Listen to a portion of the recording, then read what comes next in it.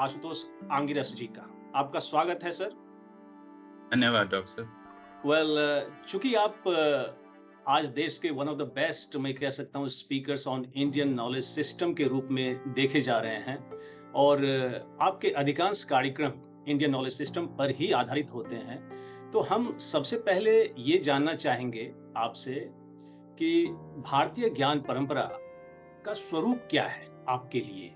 क्या है आईकेएस की आदर्श परिभाषा और क्यों मानवता जो आज इंडियन नॉलेज सिस्टम को अपनाने की, मैं कह सकता हूँ, जरूरत है, मानवता को क्यों आज इसको अपनाने की जरूरत है, इसको लेकर के आप थोड़ा प्रकाश डालें। Over to you sir. जी, बहुत सुंदर प्रश्न है। पहले तो हम ये समझ लें कि प्रश्न और जिज्ञासा दो शब्द होते हैं।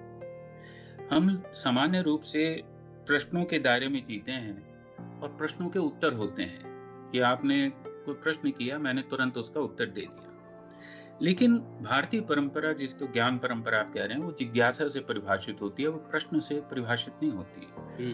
हालांकि जिज्ञासा का स्वरूप भी जो है वो प्रश्न में ही निहित होता है, लेकिन प्रश्न का उत्तर होता है। जिज्ञासा हमेशा शांत होती है। बुद्ध के पास जिज्ञासा थी, महावीर जैन के पास जिज्ञासा थी। आपका प्रश्न उपनिषद जिज्ञासा प्रधान है।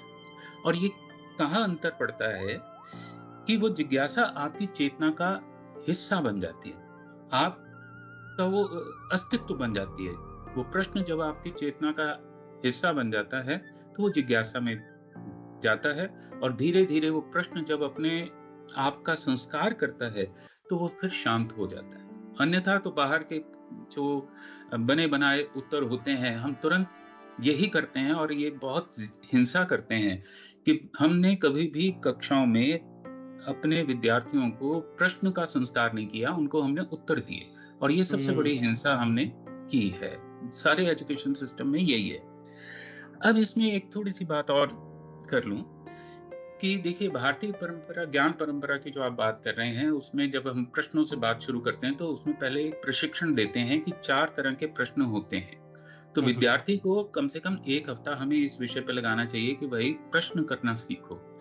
और 4 प्रकार के प्रश्न होते हैं जिनको हम पहले कहते हैं एकांश व्याकरणीय प्रश्न, जिसमें हम ये देखते हैं कि ऐसे प्रश्न जिनका उत्तर हाँ या ना में आप देते हैं। दूसरी तरह के प्रश्न होते हैं, मतलब इनका प्रशिक्षण होता है। ये मैं आपको उस तरफ ला रहा हूं, भारतीय ज्ञान परंपरा की ओर धीरे धीरे। दूसरी तरह के प्रश्न होते हैं प्रतिपृच्छा व्याकरणीय प्रश्न। हम इनका भी प्रशिक्षण नहीं देते क्लास में, जबकि 1 हफ्ता कम से कम इन्हीं विषयों पे लगना चाहिए। उसमें होता है कि काउंटर क्वेश्चन करना, कि आप उत्तर काउंटर क्वेश्चन के माध्यम से देते हैं। तीसरे होते हैं स्थापनीय प्रश्न, जिनको हम इररेलेवेंट प्रश्न कहते हैं भारतीय ज्ञान परंपरा में। और चौथे होते हैं विभज्य व्याकरणीय, जिनका उत्तर हमें विस्तार पूर्वक देना होता है, लॉजिकली और उस तरह से। तो अब चौथे प्रश्न के रूप में मैं आपके प्रश्न का उत्तर देता हूं कि भारतीय ज्ञान परंपरा को जिस तरह से सरकारी तौर पे बांटा गया है, बनाया गया है, उसके 5 हिस्से किए गए हैं, जिसमें आर्ट और सेक्रेड लैंग्वेजेस, फोक लैंग्वेजेस, फोक आर्ट वगैरह को लिया गया है। मेरा उससे संबंध नहीं है, मैं उससे सहमत नहीं हूँ। भारतीय ज्ञान परंपरा को मैं केवल 2 हिस्सों में बांटता हूँ, एक है शास्त्र और दूसरा है लोक। तो शास्त्र और लोक के संबंधों को जो परिभाषित करता है, उसको भारतीय ज्ञान परंपरा कहते हैं। अब इसमें क्या है जिसकी वजह से हमें इसकी ओर अग्रसर होना चाहिए, इसके प्रति आग्रह रखना चाहिए और विश्व के सामने इसको हमें प्रस्तुत करना चाहिए, जबकि इतना अधिक ज्ञान का विस्तार हो रहा है। सबसे पहले भारतीय ज्ञान परंपरा आपको, जैसा कि मैंने कहा, प्रश्न करना सिखाती है, प्रश्न को जिज्ञासा में रूपांतरित करना सिखाती है। उसके साथ वो आपको एक गुड और स्मार्ट मनुष्य की बजाय एक सेंसिबल ह्यूमन बीइंग बनाने का प्रयास करती है। ये एक सबसे बड़ी उपलब्धि है जिसे हमें ध्यान रखना चाहिए। दूसरा, वो आपको बंधन से मुक्ति की ओर तो ले जाती ही है, लेकिन साथ ही साथ वो आपको ये बोध कराती है कि तुमने अपनी स्वतंत्रता का करना क्या है। और मुझे लगता है आज की मनुष्यता का सबसे बड़ा एक कारण, समस्या यही है कि वो अब उसको फ्रीडम तो मिल गई, बहुत सारी इकोनॉमिक फ्रीडम मिल गई, टेक्नोलॉजिकल फ्रीडम मिल गई, लेकिन उस फ्रीडम का उसने करना क्या, ये अकल कौन देगा उसको? तो भारतीय ज्ञान परंपरा आपको ये अकल देती है कि क्या करना है और कितना करना है।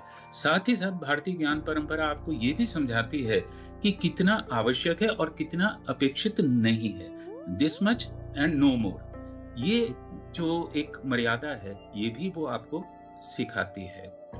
तो मुझे लगता है कि ये 2-3 कारण अभी पर्याप्त हैं इस जी, भारतीय जी। परंपरा को जानने के लिए कि ये इसके महत्व को बतलाती हैं, जो आपको ना तो आज की मैनेजमेंट सिखाएगी, ना आपको सोशल साइंसेस सिखाएंगे, ना इवन आर्ट्स के वो दिखाएंगे समझाएंगे। तो ये इसका एक वैशिष्ट्य है जो आपको freedom, bondage to freedom, freedom what to do with your freedom, ये प्लस सेंसिबल, गुड और स्मार्ट लोगों से एक सेंसिबल ह्यूमन बीइंग्स की ओर कैसे चलना है और कितना अपेक्षित है, कितना अनपेक्षित है। इसके साथ साथ एक चौथी बात और भी हम कर लेते हैं।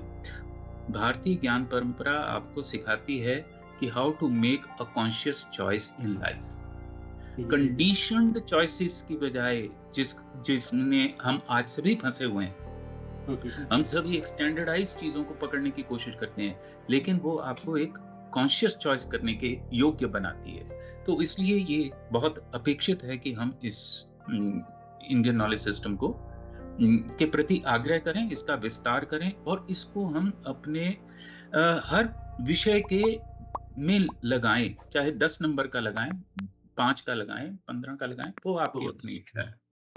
बहुत अच्छा।